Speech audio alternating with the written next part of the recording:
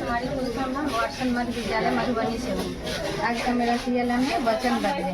इसमें है जैसे कविता है, जिसको हम जिसका बहुवचन कविता है, लड़की है जिसका बहुवचन लड़कियाँ, आँख है जिसका बहुवचन आँख। इस तरह से वचन बदले। इससे बच्चों को एक वचन और बहुवचन के बारे में जानकारी देना चाह रहे हैं। ठीक है, ये क्या है? पर्यायवाची शब्द। पर्यायवाची शब्द जैसे कि इसमें पानी है, इसका जल हो जाता है पर्यायवाची अम्बु, तोड़, वारी, नारी, नीर। हाँ हाँ, एक अक्षर ऐड कर देंगे तो फिर हमारा अगले शब्द का पर्यायवाची बन जाएगा। जैसे कमल है, कमल में अगर हम जौ जोड़ देते हैं उसी अक्षर में तो हमारा एक अलग पर्यायवाची बन जाएगा। फिर इसके बाद है बादल। बादल में फिर अगर इसी में हम 2 अक्षर जोड़ देते हैं, जलद हो गया, अम्बुद हो गया, तोयर, वारिद और नीरद।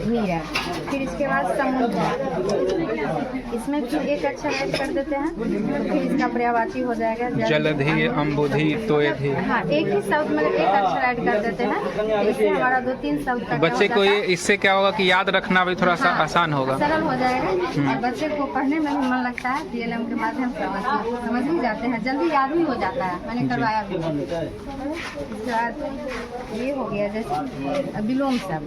अच्छा। जैसे मान है, मान का अपमान, कठिन है, कठिन का हो गया सरल, आशा का हो गया निराशा। मतलब एक तरफ ये जो है सो दिखा रहा है एक शब्द और इसका उल्टा वाला एक दूसरा उसका उल्टा शब्द दिखा रहा है, विलोम शब्द।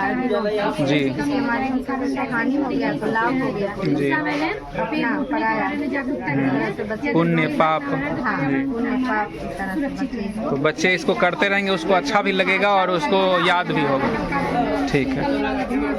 के बारे में मैंने बताया क्रिया, कर्मक क्रिया और सकर्मक क्रिया। और ये है भाषा और लिपि। जैसे हिंदी है उसका देवनागरी हो गया, संस्कृत है उसका देवनागरी हो गया, अंग्रेजी का रोमन हो गया, उर्दू का फारसी हो गया, फ्रेंच का रोमन हो गया। इस तरह से मतलब भाषा और उसकी लिपि के बारे में जानेंगे बच्चे। लेकिन मैम लिपि समझते नहीं है कि लिपि क्या होता है। भाषा तो समझते हैं कि हिंदी इंग्लिश है।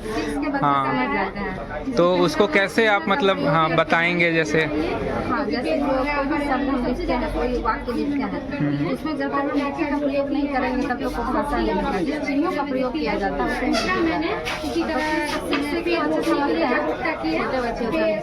तो जैसे इसमें हम लोग हिंदी लिखते हैं तो हिंदी जो लिखा जाता है भाषा वो देवनागरी लिपि में लिखा जाता है, ये बताना चाह रहे हैं। हाँ, उसका लिपि हो गया देवनागरी, अंग्रेजी का लिपि हो गया रोमन।